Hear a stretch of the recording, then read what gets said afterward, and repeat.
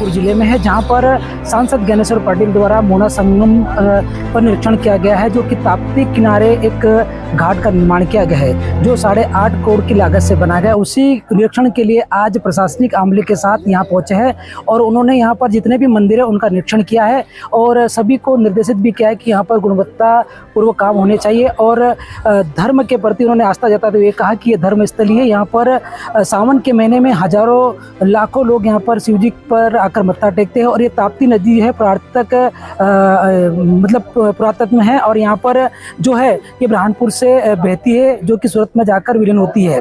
Camera person Mohammad Afzal के साथ राजू सिंह राठौड़, बुरहानपुर, मध्य प्रदेश। आपने क्या कमियां पाई गई और क्या निर्देश दिए?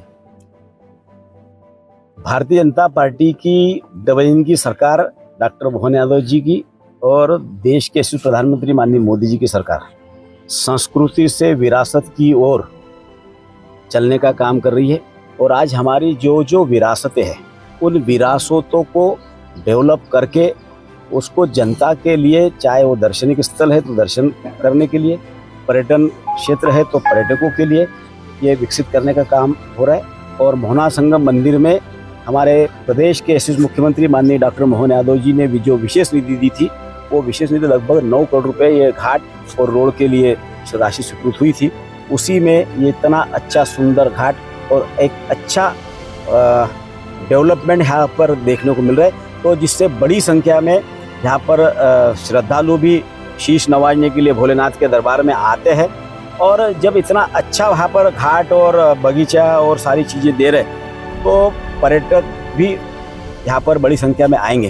तो बहुत अच्छा काम किया है। जो कुछ खामियां नजर आई है, देखो जो खामी होगी, हम लोग आए इसलिए कि भाई काम कोई आज के लिए नहीं है, ये भविष्य के लिए काम है। तो यदि कोई खामी होगी तो कंप्लीट होने के पहले उसमें जो जो खामी है उसको सुधार कर सकते हैं। और उसी के लिए हम लोग आज कलेक्टर साहब के को भी लाए हैं और कलेक्टर साहब के साथ साथ जो संबंधित विभागों के अधिकारी है वो भी है, हमारी महापौर जी, हमारे निवृत्त कुमार महापौर जी, हमारे जिला पंचायत के उपाध्यक्ष जी, हमारे पदाधिकारी सब, जनप्रतिनिधि सभी लोग आए हैं कि इसको एक अच्छा ऐतिहासिक स्थल बनाने की दिशा में हम आगे बढ़े हैं और एक ऐतिहासिक स्थल के रूप में ही है आगे काम है। भैया वहाँ पर जो है स्वामीनारायण का जो है ऊपर मंदिर भी है और स्वामीनारायण भगवान भी यहाँ रुके थे, तो उसको लेकर के भी पिछली बार कहा था कि यहाँ पर जीर्णोद्धार का कार्य। देखिए ये मोहना संगम मंदिर जो है ये बहुत ही पुरातन में भी इसका उल्लेख होता है, ऐतिहासिक स्थल है।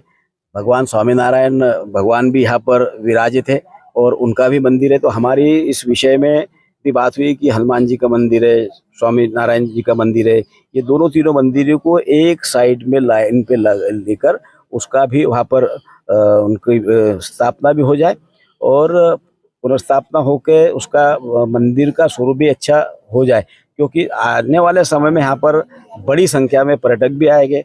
यहाँ पर बहुत सारे धार्मिक कार्यक्रम भी होते हैं, सामाजिक कार्यक्रम भी होते हैं, तो उन लोगों को भी एक अच्छी सुविधा देने की दिशा में हम लोग प्रयासरत हैं। सांसद जी, जिले में डायरिया का प्रकोप बहुत ज्यादा हो गया। 2 से 3 गांव ऐसे जहाँ पर 100 से ज्यादा लोग मरीज डायरिया के निकल रहे हैं। साफ सफाई मुख्य कारण है। देखिए बारिश जब शुरू होती है तो बारिश के समय में बहुत सारी जगह ये दिक्कतें आती है, लेकिन प्रशासन और सरकार लगातार इस दिशा में नज़र बनाए हुआ है और जहाँ जहाँ पर भी डायरिया का प्रकोप है वहाँ पर प्रशासन अपने स्तर से सुविधाएं देकर उन लोगों के स्वास्थ्य की चिंता भी करे।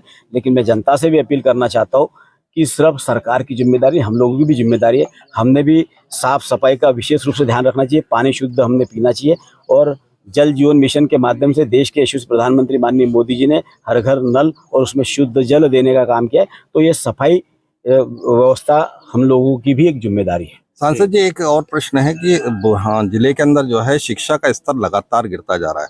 यदि हम बात करें ग्रामीण क्षेत्रों की खास तौर पर, तो वहाँ पर जो है न शिक्षक पहुँचते हैं, न वहाँ पर बैठने के लिए फर्नीचर है और प्राइमरी स्कूलों में खास तौर पर जो है जर्जर भवनों में बच्चे बैठ रहे हैं।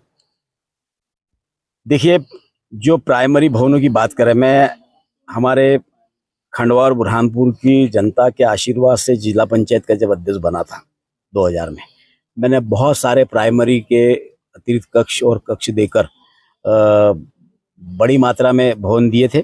लेकिन लगातार संख्या बढ़ रही है, संख्या बढ़ने के कारण प्राइमरी भवनों में कहीं कमी हो सकती है, तो कमी को भी हमारी सरकार ध्यान रख के उसको भी पूरा कर रही है।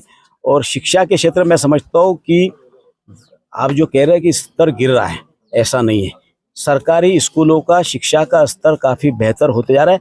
यदि बेहतर नहीं होता तो बोर्ड की 10वीं और 12वीं की परीक्षा में सरकारी स्कूलों के बच्चे टॉप में पास नहीं होते, लेकिन हो सकता है कहीं उसके बावजूद भी कमी बेसिक होगी, तो हम कलेक्टर साहब से बात करके जहाँ कमी है उसको पूर्ति करने का पूरा प्रयास करेंगे। और शिक्षा के क्षेत्र में आपने जो बात ध्यान में लाई है तो उसमें सुधार करने के लिए हमारी तरफ से पूरा प्रयास करेंगे। धन्यवाद।